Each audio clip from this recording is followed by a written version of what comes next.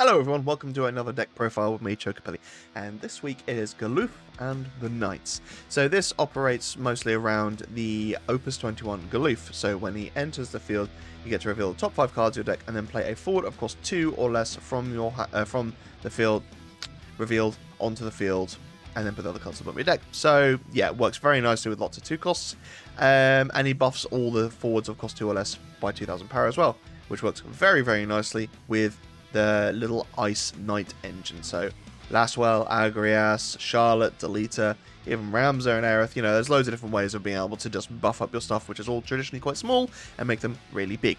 So let's start with the backups, move on to the summons, and then we'll finish with the forwards. So backups, you got Tama. So Tama is your means of playing things out of turn, if you really want to. So it might be a case that you're blocking with something, on your opponent's turn, you then bring in something like Aerith, or you bring in maybe Laswell to dull and freeze something that your opponent was going to use as a cantrip, maybe just using it to play Ramza, who knows.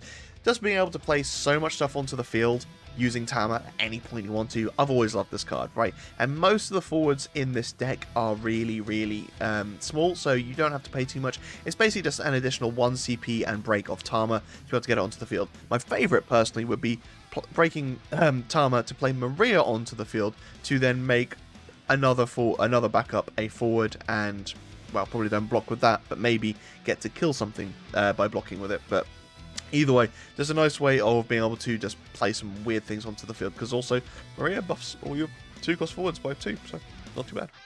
Knight.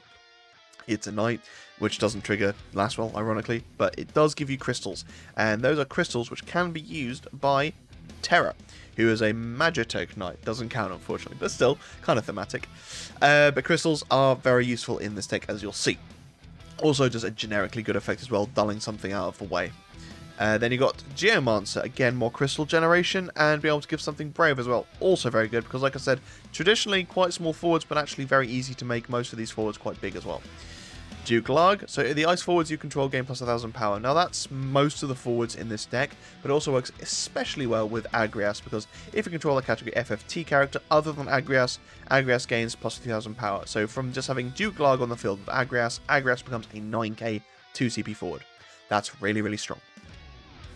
And then next up we have Yuke. So when Yuke enters the field, you may reveal a Earth or Wind card. So Earth, obviously, but it's just another means of backup, or consistency searching to a degree, but also potentially backups as well, because Ice doesn't really have much in the way of searching.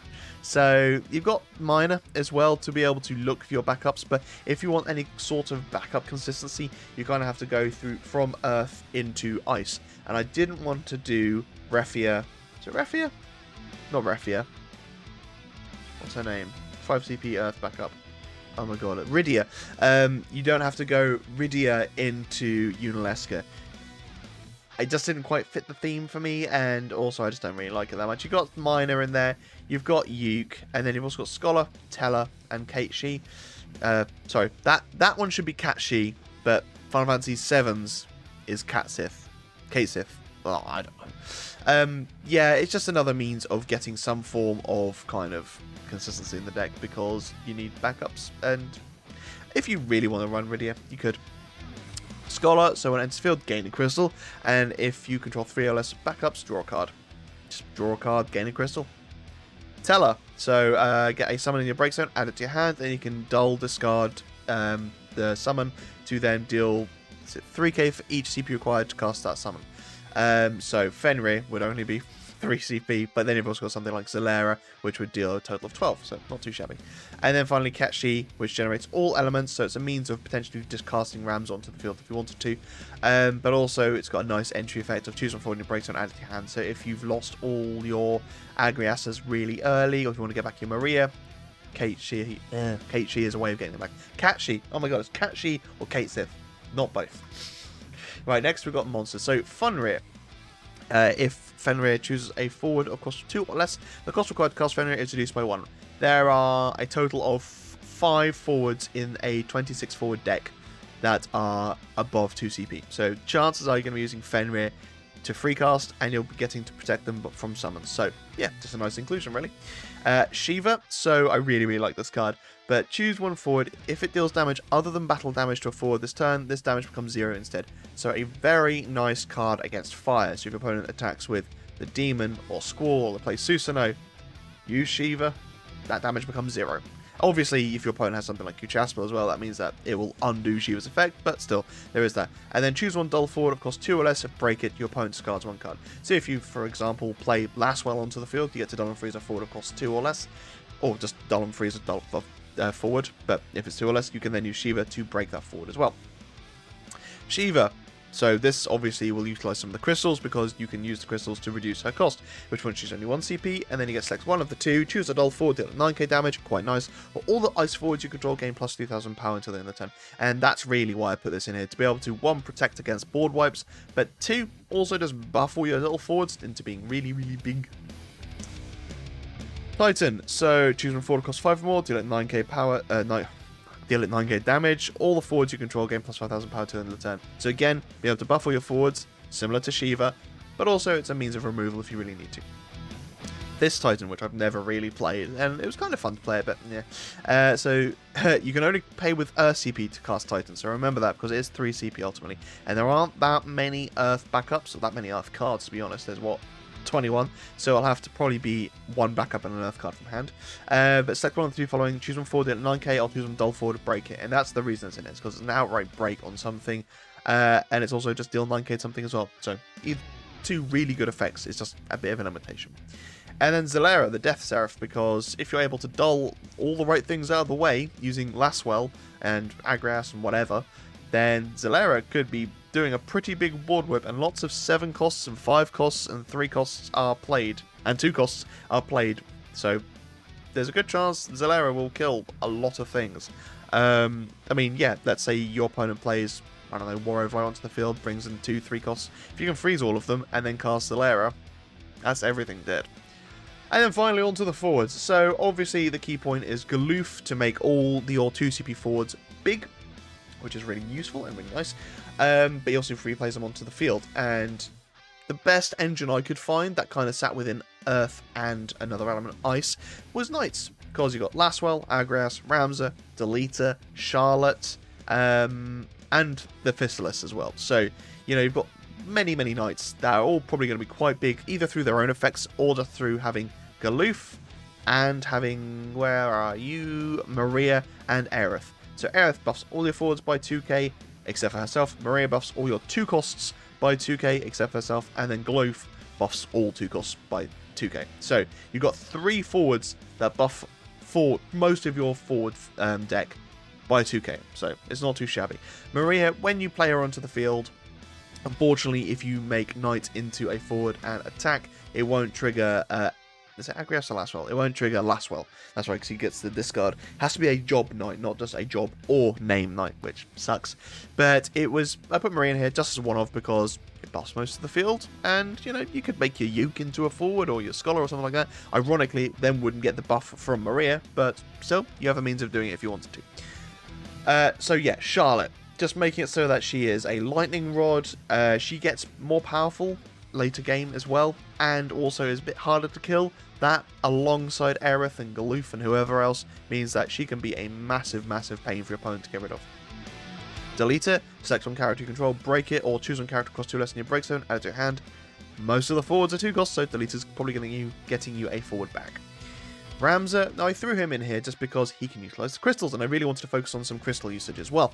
And yeah, ultimately you can make him into a haste with 9,000 power, or just give him First Strike and Brave. Even just a First Strike and Brave and can attack twice on the same turn without the haste and crystal is nice, because even though he's not 9k, he'll probably be 9k through other cards' effects as well. Anyway, so, you know, having a huge forward that's also First Strike and Brave and can attack twice without having to pay 2 crystals is really useful. Agras, so obviously you control character, she gains plus 3k power, but then when Agras is chosen by your opponent's summons abilities, your opponent discards one card from their hand, and then finally when Agras attacks, gain a crystal, so another form of crystal generation.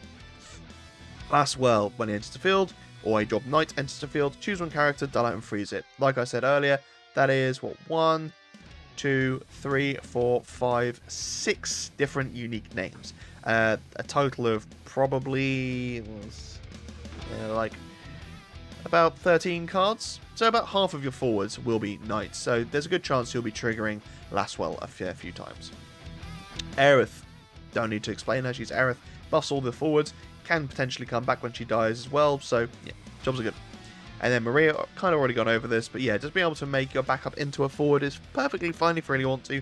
If you wanted Knight and Geomancer just for their entry effects for the crystals and you don't really care about using Brave or Dull, then you can make them big forwards as well. Just bear in mind that if you're using Tama to bring in Maria and you make Knight a forward and then Knight dies, obviously you've then lost 2 forwards just for a little bit of a side joke, so yeah, be mindful of that.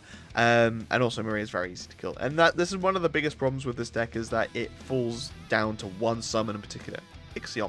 XXI kills 90% of everything. The only thing it doesn't kill is Galuf, so you gotta be very mindful of that. So maybe it's worth throwing something like Mist Dragon into the deck just to be able to cancel that particular summon, but still, kind of funny. Fistalis, so I only put one of her in here because I'm not huge on her effect, but she is ultimately another knight. If you have one card less in your hand, Fistalis gains 3000 power, so again can get big off her in effect, but then other cards make it huge. And then discard one card, remove top 2 cards from your deck from the game. You can cast these anytime you would normally cast them this turn. You can lose the ability during a turn only once per turn. So discard a card, and let's say you reveal 2 2-cost forwards that are knights, and you've already got Lastwell on the field. Play them both onto the field, dull and freeze 2 things. Hilarious.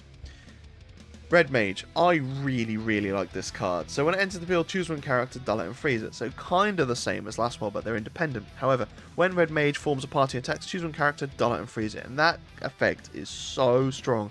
If you've got 2 Red Mages onto the field, they both party attack, you get to dull and freeze 2 characters.